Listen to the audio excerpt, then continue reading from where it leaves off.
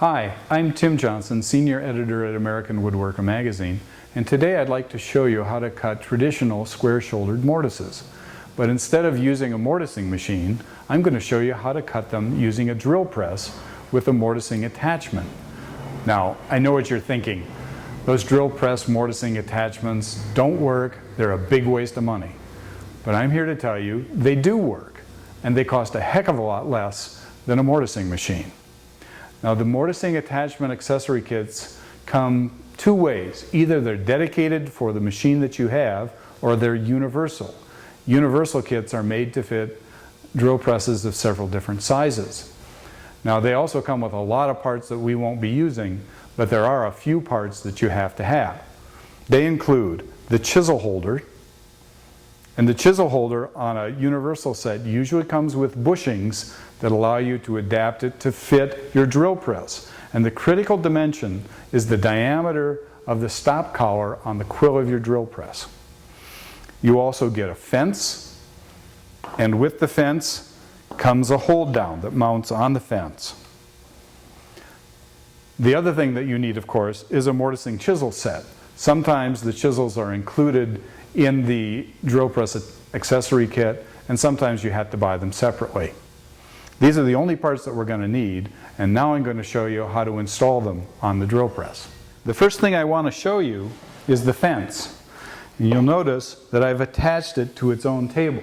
It's very simple to do. You just have to drill a couple holes, install some bolts, add wing nuts, and tighten it down.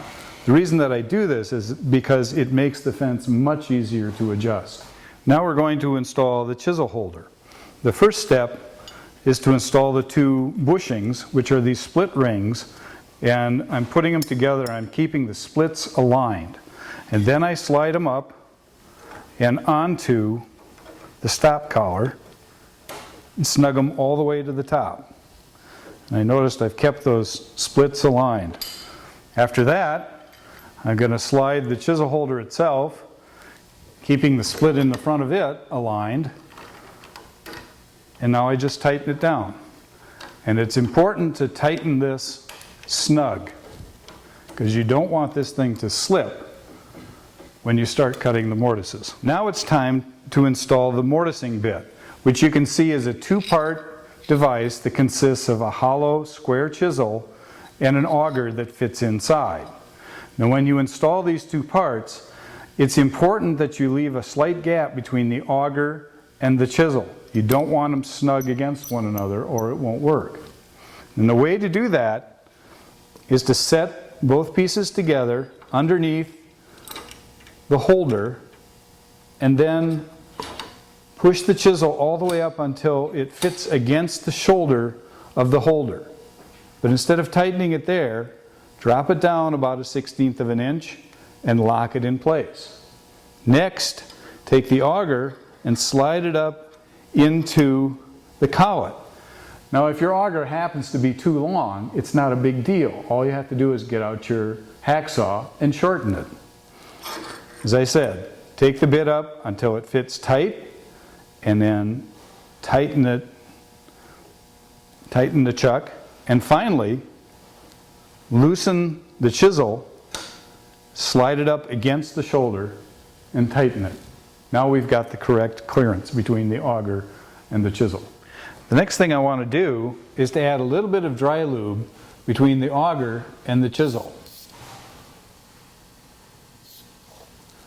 Then I'm going to test to make sure that the auger is properly centered. If it was not centered, we'd hear a horrible squeak. This looks good. One other thing that's important is to set the speed of the drill press correctly. These bits work the best with speeds between 1,000 and 1,500 RPM.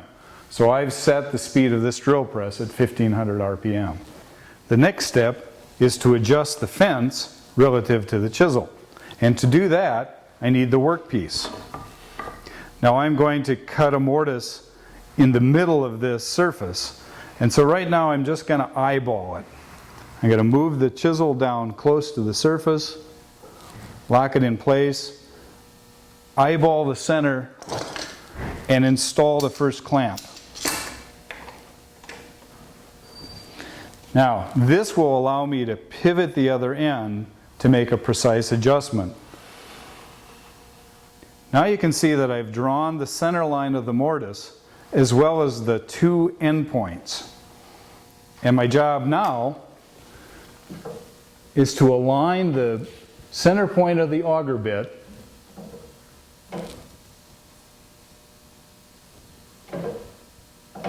with the center line that I've drawn on the workpiece, right there. Now we're good to go. All I need to do is install the other clamp. The next step is to set the depth of cut. You'll notice on the end of the workpiece, I've drawn a line that indicates the bottom of the mortise. So all I need to do is lower the chisel down to that line. And what I want to line up is the arch, the top of the arch on the side of the chisel with the line. That will assure that I make a deep enough cut. And the depth is set. Now we're going to install the hold down. This is the hold down, and it mounts on a rod.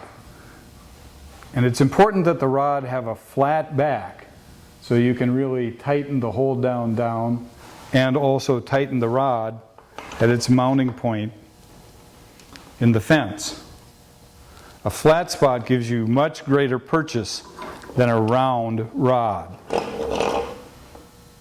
And when I position the hold down on the workpiece, it's important that the hold down is flush with the workpiece. If it mounts crooked, so that the bottom edge of the hold down is not in contact with the workpiece, get out your file and file it until it does.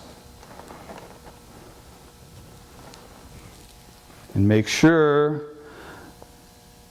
that the bit isn't going to run into the hold down once you've got it tightened in position.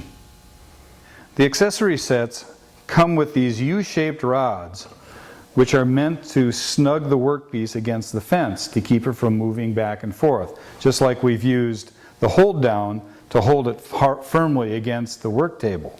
But rather than use these guys, I prefer just to use a board with a jointed square edge. And I just clamp this guy in position at both ends. Once I've snugged it against the workpiece and the workpiece against the fence. And the advantage of this now, once I've got it in position, is that when I'm cutting my mortises, all I need to do to reposition the piece is loosen the hold down, and I'll be able to slide the piece back and forth, tighten the hold down, and I'm good to go. And I know that it's held in exactly the right position. Mortising puts an awful lot of pressure on the table of the drill press. So to keep it from flexing, we're going to add a support underneath it. Now this support is just made out of 2 sticks of wood with a piece of sandpaper glued to one of them and a couple of clamps. This makes it adjustable. I've already adjusted it for height, so all I have to do is wedge it in place. There. Now we're ready to start cutting the mortise. Finally!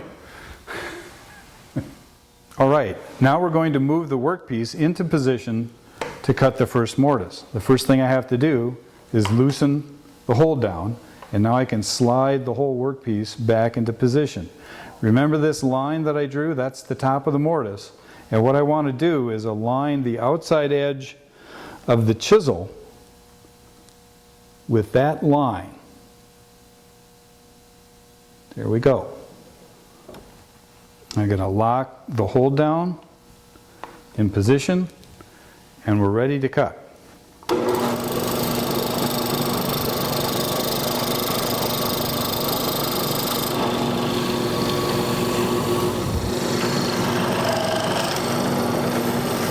That's the first mortise.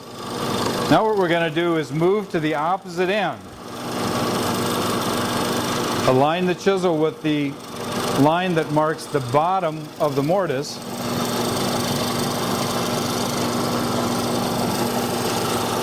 Lock the hold down in place. And now we're going to establish the mortise at the other end.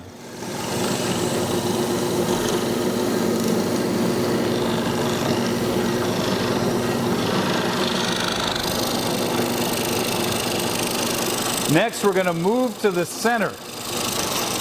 The idea here is that when you use these chisels, You always keep all 4 sides engaged or the front and back engaged. You don't want to have 3 sides engaged or else the chisel will deflect.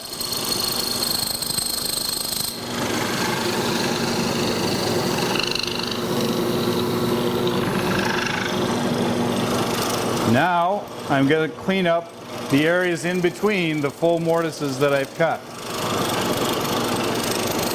The only important thing is that the center spur of the auger engage the wood that you're going to remove. One more cut.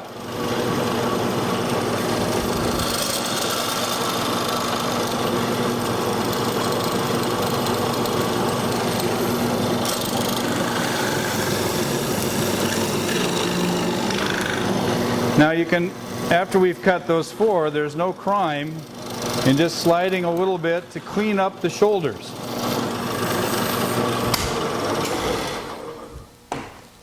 I'm going to remove the hold down.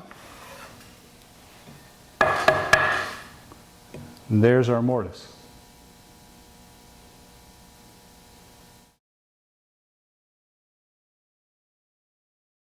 Hi, I'm Tim Johnson, Senior Editor at American Woodworker Magazine, and today I'd like to show you how to chop traditional square-shouldered mortises. Today I'd like to show you how to cut traditional square-shouldered mortises. But instead of using a drill press, everything we've done so far has been done to hold this workpiece absolutely dead.